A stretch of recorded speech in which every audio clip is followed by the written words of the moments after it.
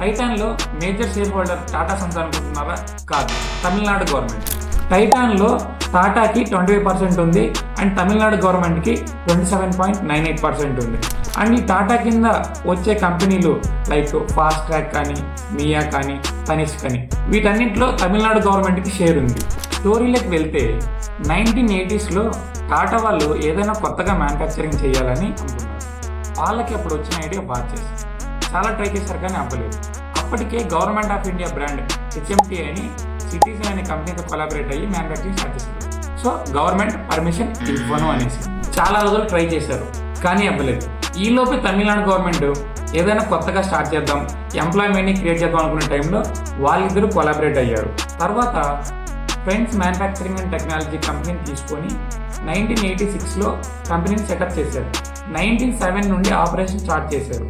Within 1 yearలో ప్రాఫిట్స్లోకి వెళ్ళిపోయారు. టైటాన్కి ఆ name ఎలా వచ్చిందో తెలుసా? టాటా ఇండస్ట్రీలో TI, తమిళనాడులో TAN తీసుకున్నారు.